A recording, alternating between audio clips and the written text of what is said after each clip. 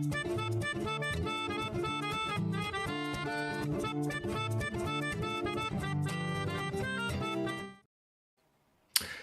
you guys, welcome to Steele Wars. I am Steele Saunders and I do love Star Wars, and we are here for episode 3, Skeleton Crew in review.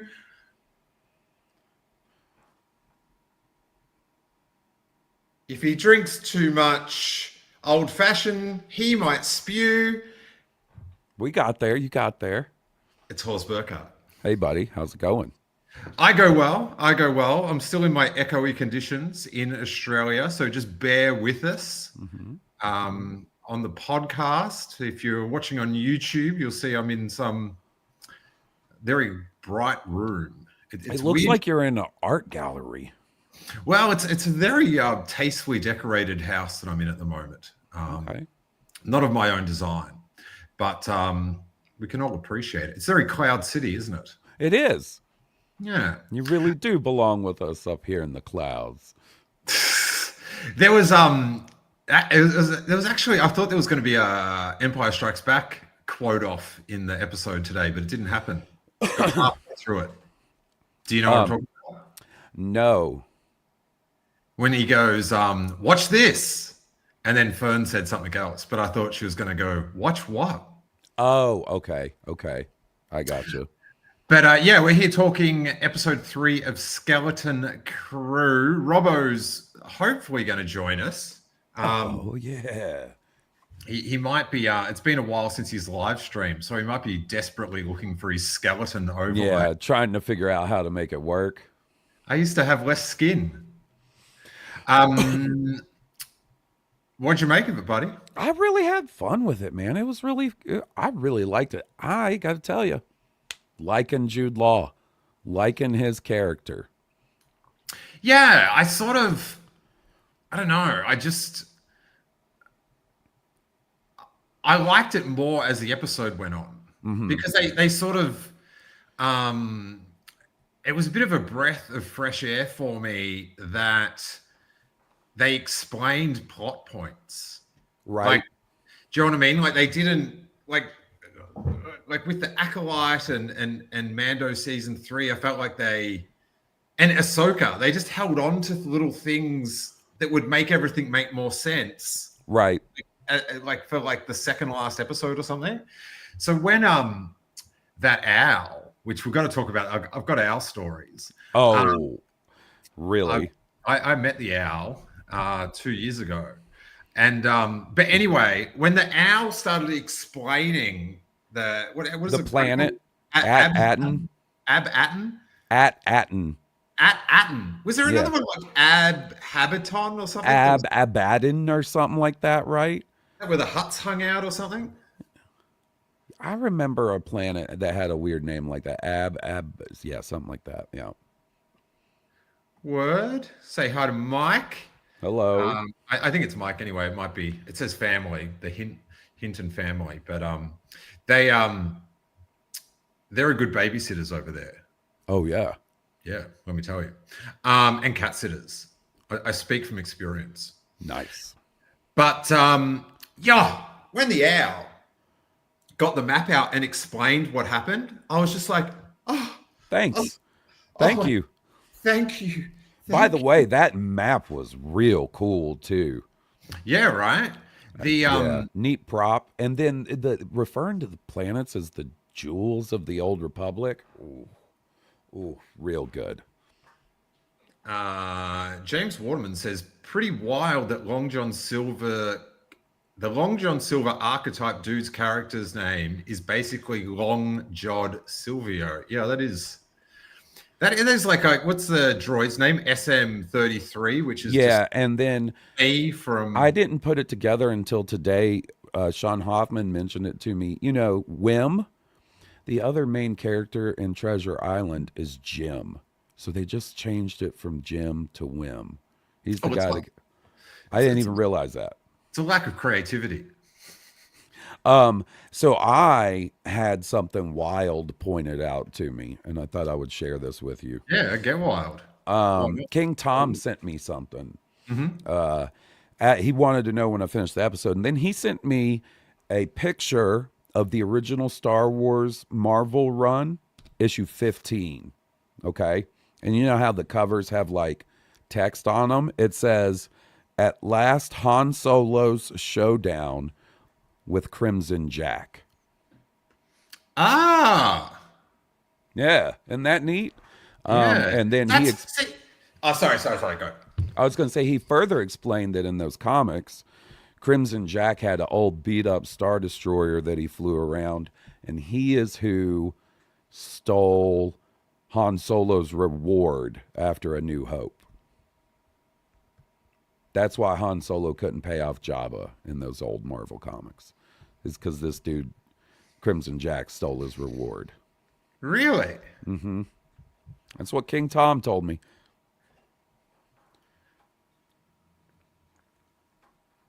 I like the idea of Jude Law and Harrison Ford in the same scene. Mm-hmm. I like the way he would play off when he would get annoyed that someone would call him out on one of his lies or something. Like the facial acting and the body language of him getting like annoyed. It was really good, I thought. All right, we are joined by our old friend. Oh my goodness. It's Robbo. Hey, what's up? No skeleton? No, man. That was like a Snapchat camera thing, and it don't work no more.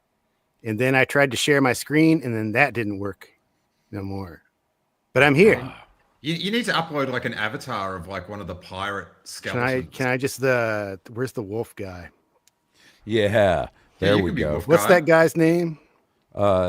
Captain something another. Barf? No, I'm just checking. Captain something another. I have never not known who more Star Wars characters' names aren't than in this series. There's a lot. There's a lot of characters. I know Neil. I know Fern. I know Smee. What's the kid's name that has the visor? KB. I can't even tell you what the kid with the parent's name is. Wim. Okay, great. Wim, like Jim. Do you know why? Because the figures aren't in shelves, so I don't look at them and go, "Oh, that's interesting." Wim. Mm-hmm. Man, you know, I haven't even looked at a toy aisle in like years. I still do. I love the disappointment. I don't see. That's what I don't like. I liked, honestly. I would be happy if they just brought back, like, remember the original Force Awakens figures where they'd just be like a 5 points of articulation kind of guy with like some rocket launcher or something. Like, I would take that. I loved collecting those. Wait. This is like, so do you go into Target ever? Well, yeah, I just don't go to the toy section. No way. So you go into Target and you don't go through the toy aisle. It's on the other side of the store. I'm a busy man, Steele. Wow. That's pretty busy. I can't imagine going into the Target and not going to the toy aisle. Me neither. Some of us have dead souls, cold, dead, lifeless souls, and that's just the way we live, Steele. Oh, you've done Hawes in. Look at him. I mean, is that what you wanted? I hope you're happy.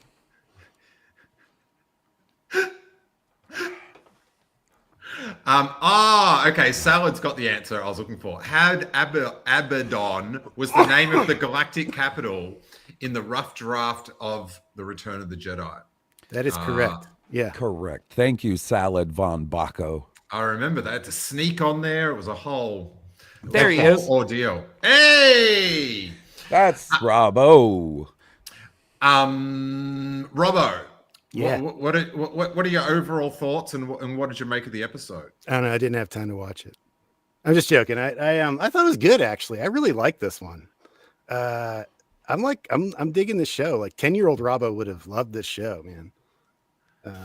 I don't know I don't even know what people think about it, actually, except for Hawes and you, because I listened to your podcast.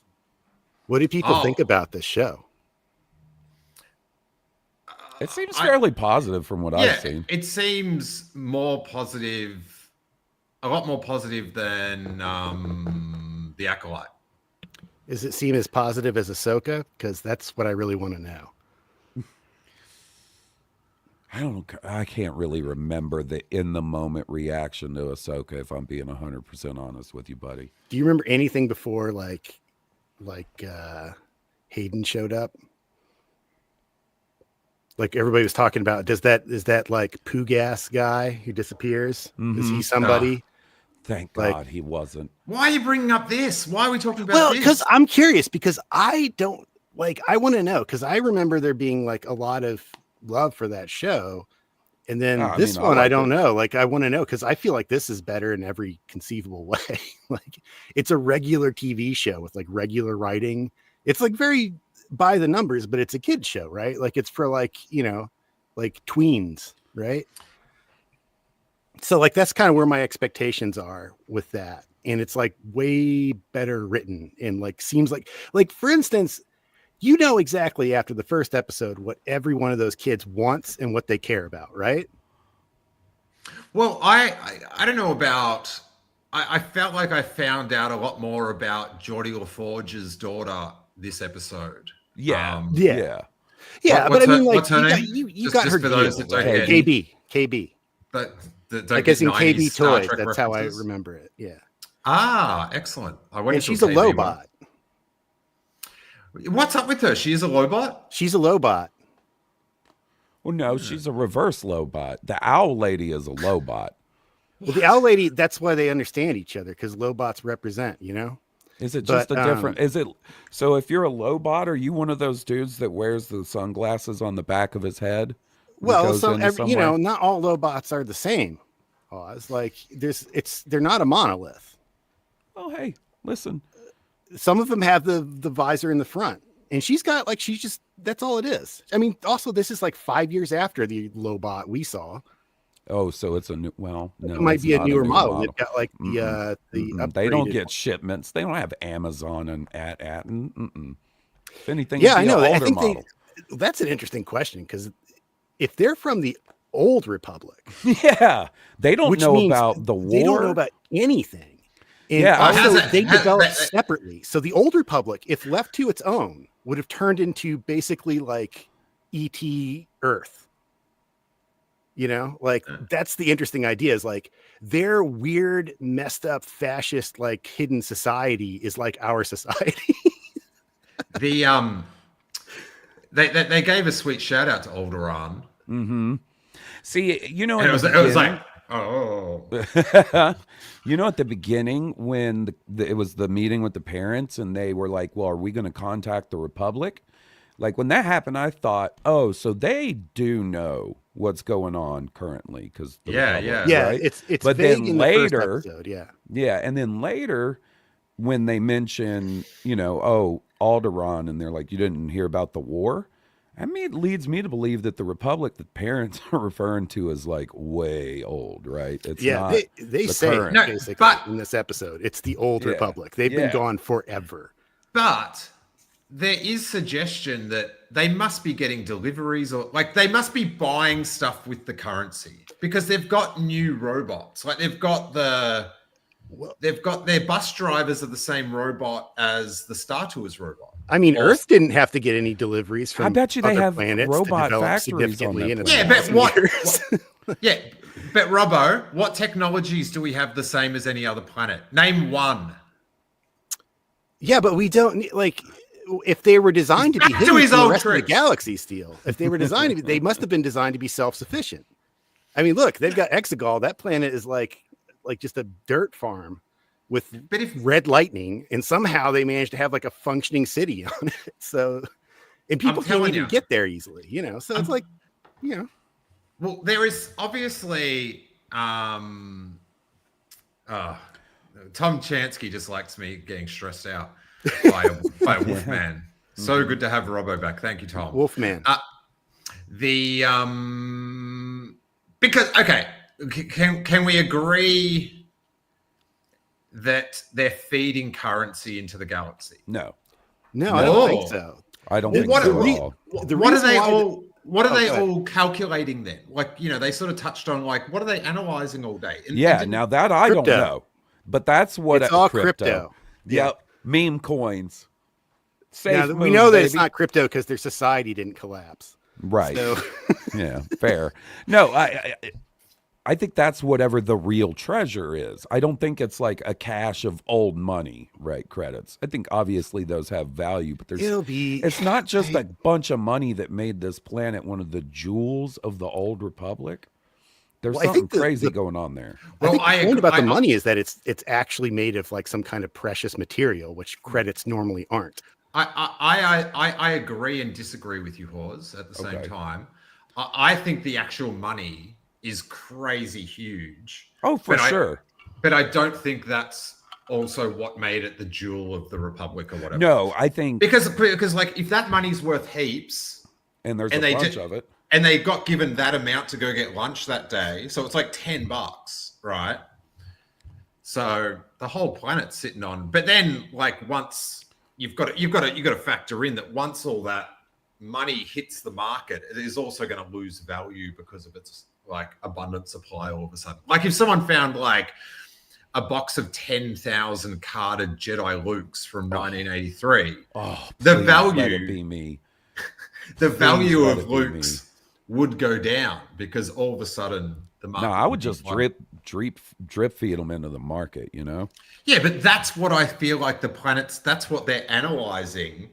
The dripping in of their currency outside to make more cash, to buy the sweet Star Tours robots to drive the buses. I almost guarantee that there's like one of the jobs you can get on this society is working in a place that makes droids. I think that's all in-house. No, but it's like, why are the droids exactly the same as the droids? Like, if they've had 1,000 years to go off in different I see directions. what you're saying. Well, so are the only droid that we've seen, I could be wrong about this, so on the planet that is not a new design of droid is the Star Tours guy, right? Like the security droids and stuff, those are all like a new design like we haven't seen before, right? Steele, I think what you're asking is like, why do they look so much like the droids that would exist at this time in the rest of the galaxy if they've been separated? Well, no. What I'm saying, you are on a point, but like when, like, say, Star Wars Explained does his, hey, references you might have missed, he goes, oh, this is the droid, like it's the same droid. Like I'm not, like I wouldn't have even noticed. Like I watched a video. Oh, I gotcha. Yeah. No, so any other things, like they could be the same, they could be different. Like I don't like. I guess no, I'm saying if it's been in animation, there's no way I'm recognizing it. Yeah, that's well, fair. Like the other thing is the Star Wars like establishes that new droids are being built all the time, but it's also established that like basically the C-3PO look has been the same for like 10,000 years, right? Like the astromechs are the ones that change the most, but even they don't change that much. Like compare the guy in like Knights of the Old Republic, what's that guy's your R2 kind of stand in to R2D2. What is his name? Yeah. I can't remember.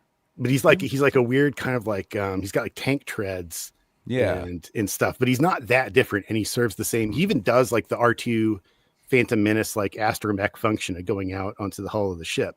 So those designs didn't change all that much, and it's possible that some designs are stay in service for years and years and years. Like you see products like this. I mean, you know, like there's stuff that we find in archaeological digs, and it's like, oh, we know what that is. We still have those. You know, we still have hammers and they look like hammers. So it's possible. I think realistically they'd be way different. It's like cell phones. Once they invented, they just settled on a design and stuck with that. Yeah, they kind of did. It's still about the same size. No, seriously. How different is an iPhone from like a not that different. It's not that different. An iPhone from a BlackBerry? You couldn't have picked. No, the level of technology is different, but the form factor is not incredibly different. It's not. You just got a touch screen. Well, that's pretty bloody different. The difference between actual buttons and just digital buttons, they're still button steel. You're pushing some buttons now, buddy. Let me tell you. Jeez. I love that he came in swinging. So you think so maybe they're being fed technology from the outside, or maybe that's just not as much as people thought they were going to scrutinize this. And if they did, they were sorely mistaken about Star Wars fans. I feel like they don't know us at all. Sorely. The first half, I was sort of like, you know, it's just traveling along. It's just sort of whatevers. When that little owl. Oh my stars. You like what's her name? Bebo? Oh, the it just like the level of the show just like it just got so much more interesting when the old owl appeared. It was so good. What did you like that owl? I mean, I know Hawes liked it, of course. Hawes probably has already ordered. All right, I've got a preface right before Robbo besmirches the owl. What's the owl's name, Hawes? Kim. Oh, all right. Oh, right, not Bebo. That was the Clash of the Titans. So listen, 2 years ago, right, I headed to a nondescript soundstage in Manhattan Beach, and I was escorted into a big empty room, just like an industrial staging room. At one end was a blue screen and an owl in a little cape. Did it look happy? I looked happy. Man, that's cool. So now you finally know what that thing was. Oh my God. It was just like, hey, sorry, Hawes. Being that, like, it's just the whole time. Like, I remember once on Kenobi, I remember just looking around and just like going, like, pinching and going, this is too gnarly to be here, right? Mm-hmm. And seeing that, I was just like, like the full. It was like, you know, when the door opens up into the factory of Willy Wonka and the Chocolate Factory, OG. Oh yeah. And there's just and it's just like a world of wonder. Well, this is the opposite, but the one thing that is at the other end of the room is all that wonder combined into a little 2-foot animatronic owl. So that was going to be one of my questions: is how tall was it? You say about 2 feet. Owl size. Yeah. Okay. Second question: did you get to see them operating the owl? The owl was talking when I walked in. Get out of here! It was talking when it was mid-scene and you walked in. I would have ruined the scene. No, they were practicing. Okay. They wasn't rehearsing. Filming. Okay. But that was the thing. I walked in, like you walk into this new workplace, right? Right. And, you know, there's maybe a guy in the corner chewing gum and on a computer, whatever. Like, you know, it's a new workplace, you walk around. Well, I walked into my new workplace and there's an owl up the other end of the room rehearsing. That's wild. All right. How many people did it take to operate the owl? I can't tell you with any great certainty. Okay. One last question. So you walk in and you see an owl, and that owl is wearing a cape and robes and stuff. At any point, did you think you were looking at a little Jedi owl? Because it wears kind of a Jedi costume if you look at it. I did call him the Jedi owl, but he just had a cape. Right. Yeah, like I've seen him do no Jedi things. Oh, I didn't think I wasn't saying that at all. I was just saying, like, if I walked into a room and there was an owl with that character design, I'd be like, sick. So there's a little Jedi owl in this show based on the outfit alone. And just with like no context, and like you can't ask people how does this fit in the storyline. Like, it's, do you know what I mean? You can't. I would. I'd be like, Jedi owl? What's that all about? Yeah, I actually learned. I did, like, you know, because you're always like, oh, how'd you keep your cool? Mm. At one point on Kenobi, you know, you know how Joel Edgerton had the T-16 toy? Yeah. So that, like, we saw him walk out with it and we were like, oh my God, like, because a few people that were in on the, on being a Star Wars fan, like, oh my God, it's got Luke's toy or whatever. And later on, I was sort of waiting for a scene to start next to one of the prop ladies, and there was the trolley of the props. And I just went about the thing. I said, oh, is that like the Hasbro toy and you've just like repainted it? And she just goes, yeah, I don't know. I just bring him out here. Like, and I just went, okay. Okay. I've, That's I've, pretty funny. I've clearly overstepped my bounds. It's like when Milhouse wanders off the set of the Radioactive Man movie. He's like, right? Like, how come you have to paint horses? Cows don't look like cows on film. They look like horses look like cows. Get out of here, kid. To answer Tom, I did not try talking to the owl, but I did talk a lot about the owl. I would have talked to the owl. Did you like ask what it likes, like treat wise? You should just No, act I'd be like you were mystified. I did see like all the families, it's a bit macabre, but all of Neil's family, like the little brothers and sisters, their heads were like on a platter almost. And yeah, because I was just like, you know, going, oh my God, look, they got Right. there's hairs in their ears. Just taking in as much as you could while you could. I didn't notice that. That's pretty neat. The You actually see the inside of their ears? Yeah, it's so they're like floppy, lavish, and just the big, beautiful eyes, just so lovable. Did you see the face Neil made when he got the blaster? When Jude Law got the blaster? Oh, so good. Neil face. Yep. Resting Neil face. Okay, where are we at with Jude Law's powers? He's got the Force, 100%. It is not a magnet. Why do you think that? Because he did more stuff that wasn't magnet-based. What did he do? He made a noise. He could have magnetized that noise. Are you talking how he did the Ben Kenobi make something fall over? And I also think he was trying to do a little Jedi persuasion on the Ish-Tib guy, who, by the way, is no longer with us. We all agree on that, right? The guy that was going to rat him out when he was going to get the droid. Either like, that or he some tea bribed with him me. to come back. Oh, he's dead. No, Didn't I he- think God, you can't kill him. He's had a heart. Didn't he get shot in the eye in the first episode? sorry, bro, you stopping Jude Law. He's blasting. Crimson Jack, am I right? Well, Mike reckons it's all tricks. Okay. I think very well be. everything but the first thing is a trick. I think that he doesn't like, because when you see him do the force push thing, like, first of all, yeah, battle droids, you knock them over a little bit and they're just out cold for some reason. But humans, no, you got to really slam them. And like you saw that like tentacle thing pop out, right? It was still flapping around when he looked away and wasn't paying attention anymore, right? So he didn't do anything. It was just like, that was a little bit kind of like luck.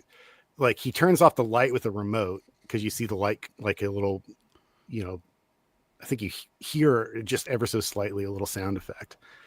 And like all the other stuff, it's like it's kind of tricks. But I think the joke at the end is going to be that he kind of can use the force. He just wasn't trained to do it. Like maybe he was like a little kid who was like takes the test and passes because he recognizes the, you know, basically uses the Ghostbusters ESP test, right? And then I think like his parents were like, hell no, we're not giving him to you. And so he just grew up, but he can only do one trick. Okay. I think that's it. That's my theory. Okay. He just had sane parents. I think that's it. You want my theory? I think Owl Lady's going to save the day, right? They even set up for it, where she's like, you can call me whenever you want. Well, first off, you should probably have given your number or something, but whatever. But yeah, I think at some point, KB is going to have to call Owl Lady to save the day. What about this theory? James Waterman. I think Jude Law's son is Broom Boy. I think Jude Law is Broom Boy. That doesn't work canonically. I think he ages in reverse. The world Yeah, between he's like worlds. a Benjamin Button. He's a Benjamin Buttons steal. You just got buttoned, is what you say. Yeah, go ahead. Okay. So with this power thing,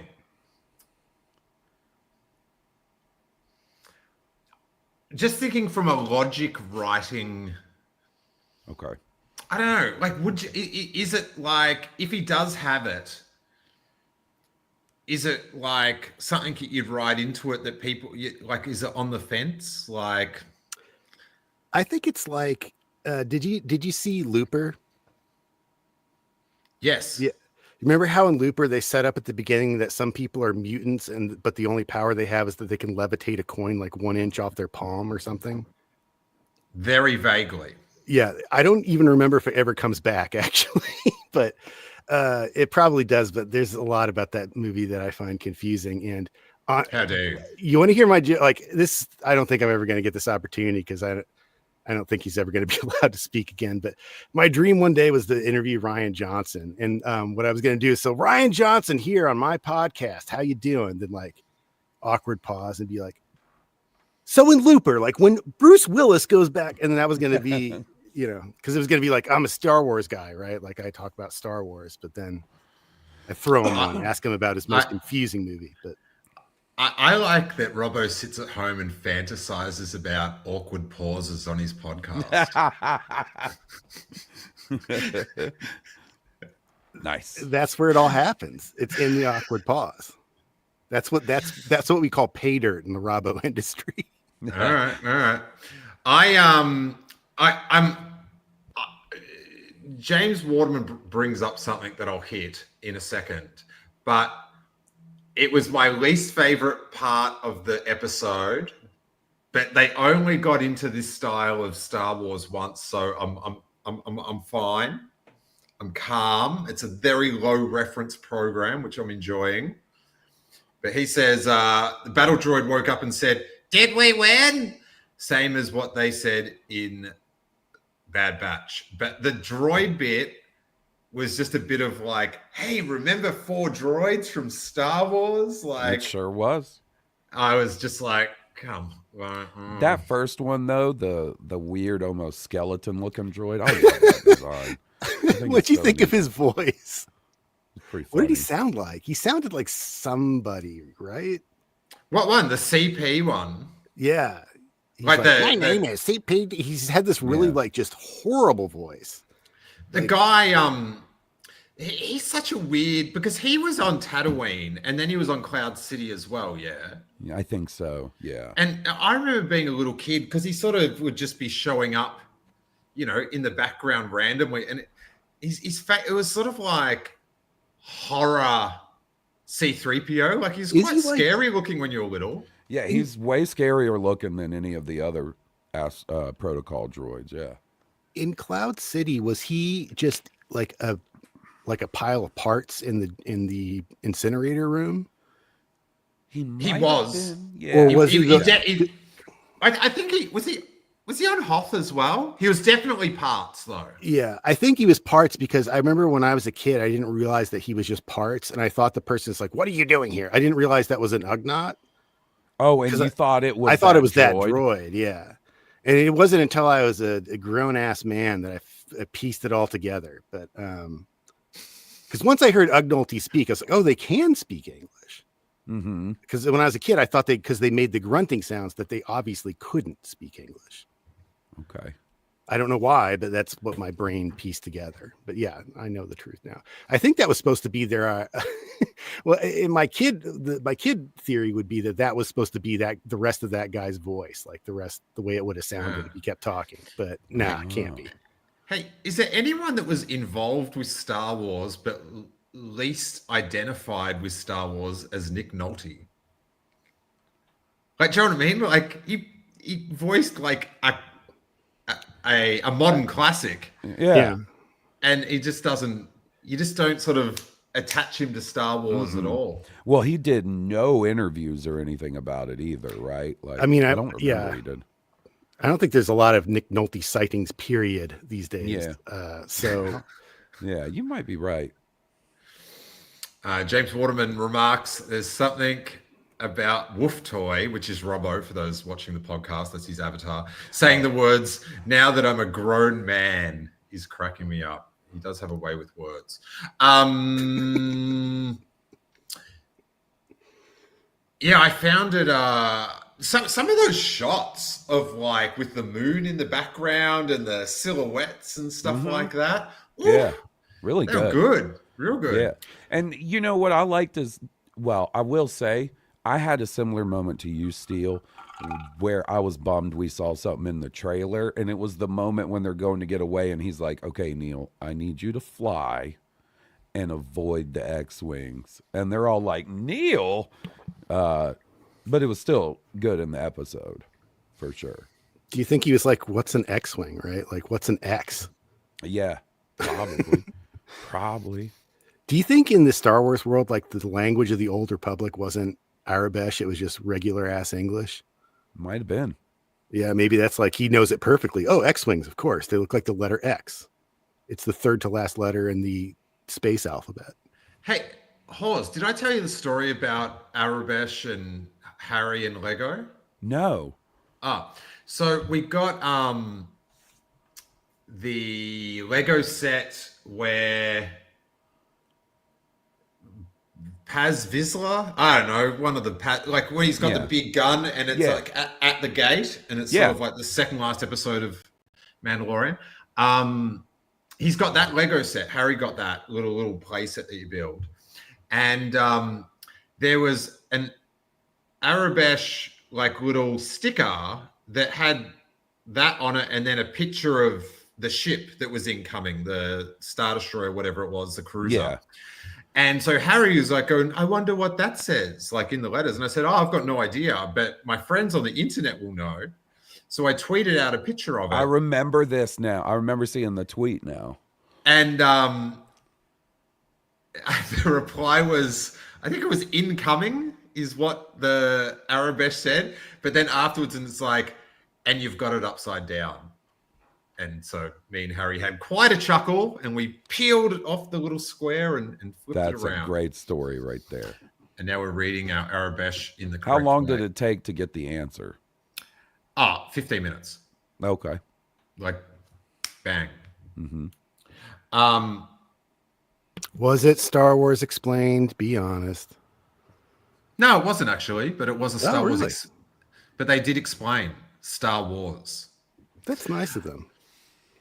Hey, so what do you reckon this owl is? Like, what's his role in the galaxy? What's he doing? I think she's maybe an information broker, or like what did she say? It's interesting from a something perspective. What was that? It was the name of the episode. Yeah, good question. From Astrogation, which is taken from the old Star Wars tabletop RPG. Astrogation. She's an astrogationer.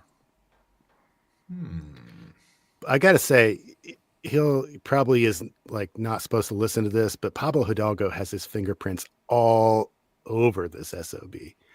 Like, it's crazy. There's a lot of old West End Games references for sure. And Crimson Jack, you know who that is, right? King Tom hit me with it. We already talked about it from the Marvel series. Oh, I wasn't here yet. Sorry. Yeah. That's where he was Jolie's partner. Oh, interesting. Yep. Okay. Yeah, that's where she's from. Okay. Deep cut for you Hawes fanatics out there, but you'll know what we're talking about.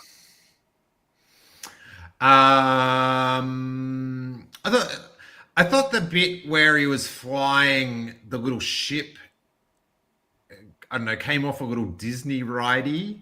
But then I kind of liked it though. But then the bit when they were in the actual their ship and doing the rope pull and all that, as someone whose father was blinded in one eye as a child through a stray rope, the bit where that big petrol cord thing, because I've always been totally paranoid about ropes and things in my eyes, and then around Harry I'm like very protective. When that the cord went back and slashed, I was like, like that was that was a bit too real for me. Yeah, I think that was my favorite, like 3 seconds of the show. I love it in Star Wars when something goes physically wrong in a way that is very understandable, like how it works. Like it's just obvious, like, they're pulling this thing incredibly tight, then they're gonna go into hyperspace. And I love the pirate guy, the Wolfman guy, just standing there watching it. Loved it. Yeah, he's like not even moving because they don't do that, the wolf people. They just sort of glow when they talk. Yeah, man. And tolerate purple, right? Oh, the Urkel got a line. I said, they got him. Oh, was it Urkel? I didn't even notice Yeah, Urkel he this was time. like, do you want me to follow him? He's like, put a bounty out on him. Yeah, I didn't recognize him until I heard you guys explain it. Then I was like, oh. But I got to say, I'll take him over Flea any day of the space week. Yeah, Flea was a bit much. Same. Yeah. I think that was the least Flea they could get, actually. That's what I would guess.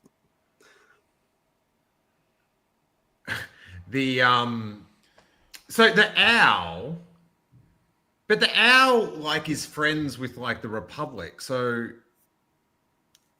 that makes her a good owl, yeah. Yeah, I think she's a good character for sure. But she's not outside of the law. She's like doesn't seem like it. I think she's just like an eccentric old lady owl who collects old maps, basically. Yeah. You can imagine that, like, because they must update those maps constantly. Like, remember those old Garmin GPS things? You know, she's way more sophisticated than that. Mm-hmm. Those things barely ever updated, you know?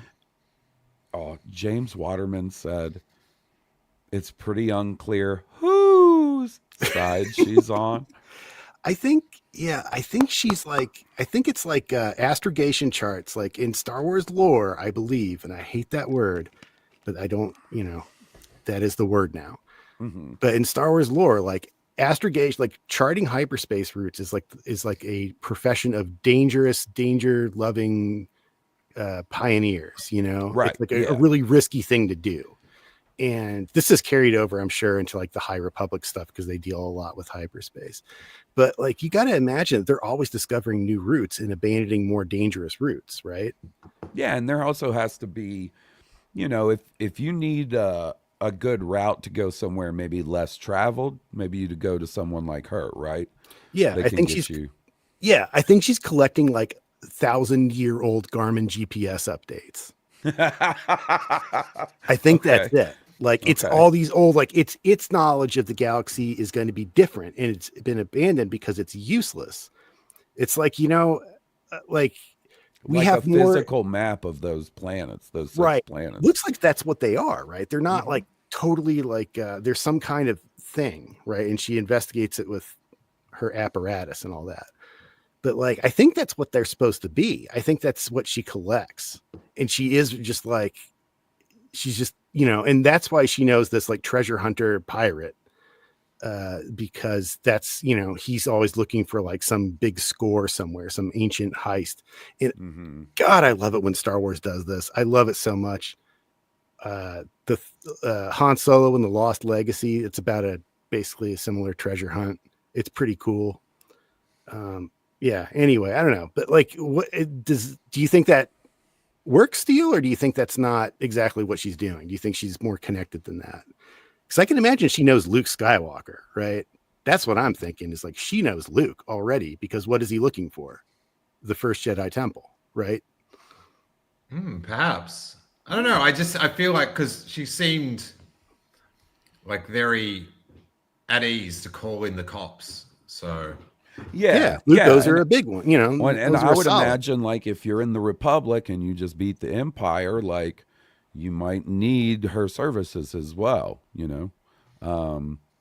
yeah, so it definitely seems like I never got the vibe that she was anything but a good guy, so it seems that could be why she doesn't trust, because it's like, I know they set it up, it's like maybe she was an ex-girlfriend, and look, I'm not saying nothing, but what I know about owls is that wouldn't work too well, but anyway, but I think what the really problem is like he like stole something from her, like gained her confidence and took something because he's hunting for treasure. Well, I'm sorry, what were you going to say, Steele? Oh yeah, he did allude that the last time that they dealt with each other, it didn't work out too good for her. I did like, and I really do like it when they explain this. They do this in shows, is when in the next episode they answer like in the future questions the fans will have. Like they said to Jude Law, if you've got all these powers, why didn't you just break out now? Like, why did you stay? Mm. And he's like, well, I didn't have a ship, which is, that's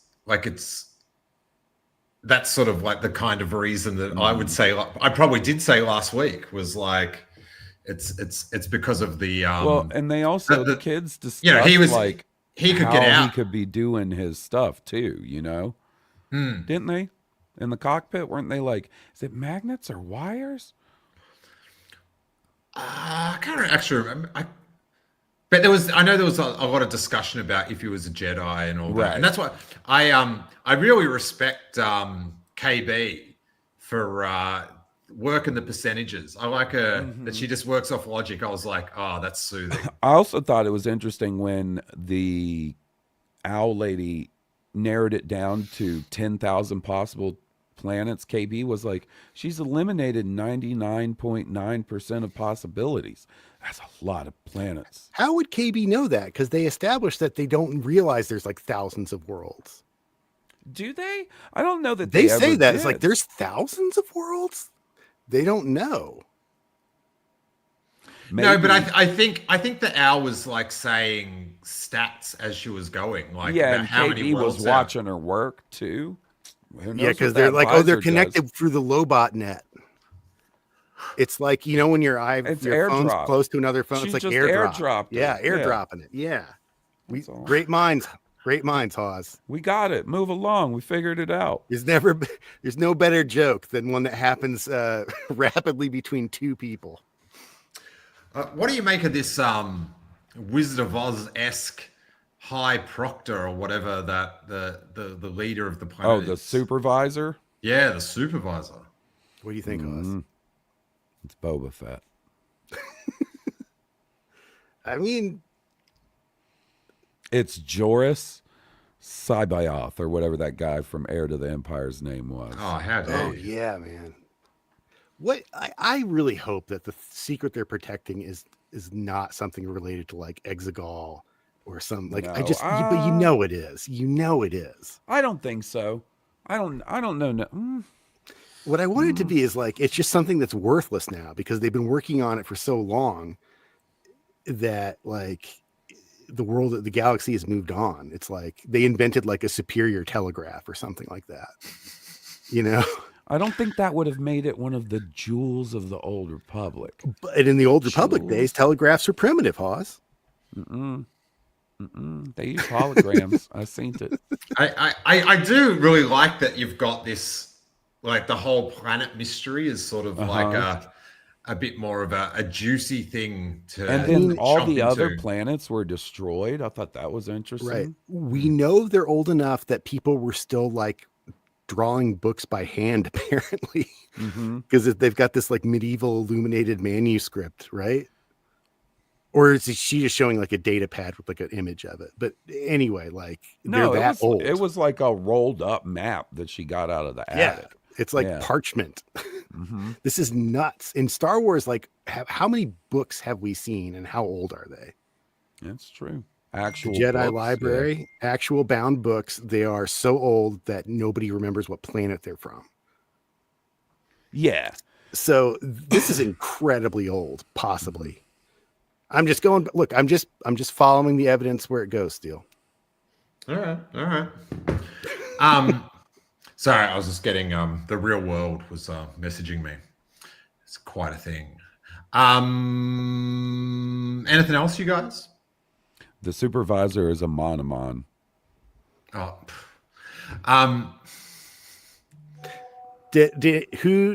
Steele, you don't like Star Wars references anymore. What did you think of the Lobot wake up, like the Lobot alarm clock thing? I didn't actually hit that. That's the sort of reference that I like because I didn't even get it. I just when KB wakes up. Yeah, right? yeah, I know exactly what you're talking about. Exact same shot. It's because but like she like woke up and then had a dubious look on her face. She showed emotion, whereas Lobot showed none. Well, she's still growing, Steele.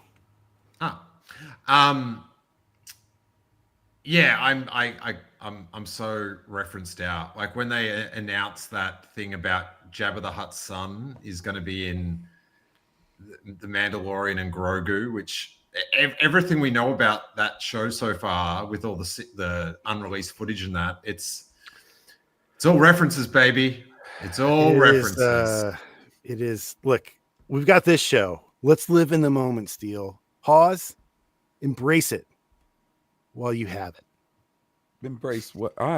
Bro, you don't have to ask me to embrace it. Done. Yeah, I mean, I'm still looking forward to Mando and Grogu with the dude from the Bear playing that hut. Is that the dude who... Well, sorry, never mind. Anyways, it's I think it's coasting along well. It's not blowing my mind, but it's good fun. Harry gets here on Friday. Awesome. And that will change my opinion of it, because if he's gonna be so much fun. I can't wait to find out what Harry thinks. If he's indifferent, I'll just be like, okay. But if he's into it, then it'll boost my level. So and then you can tell him you met Neil. He knows he knows I met Neil. Okay. Oh. Okay. I call him Neil Space Harry. Oh, but he's not going to squeal on you, right? No. Okay, good. Little guy. But I have to go because there's been an issue that I have to go. Okay. A light issue, just a work-related thing, and it's in the middle of the day here. So it's 4 in the afternoon, which is kind of middle of the day. But Robbo, where can the good people of the internet hear you on the podcast? I've got the Hardcore Gaming 101 podcast still going strong. We're on our like 750th or something episode. And we just talked about Doom, but the Doom from 2016, which we liked. So good game. Search it up on Google if you're interested. Tight. Thanks for it's been good to catch up and get my blood pumping as only you can. I don't even notice. Like, I don't know. I'm sorry. That's the beauty of it. Yeah. Hawes? Blue Harvest, High Potion. Those are my shows. You can look them up. Star Wars is one. Video games is the other. Sweet, and they're both good. Check out High Potion, everybody. Thanks, buddy. Yeah. Thanks so much, everyone. Might not be back straight after next week because Christmas is in full swing. So with family and that. So we'll see how we go. But great to see you guys. Thanks so much. Thanks for everyone in the chat. Thanks for everyone listening on the pod. What else can I say? But I think long enough. I didn't set it up. It's been long enough. Sorry, Toro. But one more chance. That's a vibe check. Robbo, I've been tolerating you for long enough. Got him. May that force be with you. See you.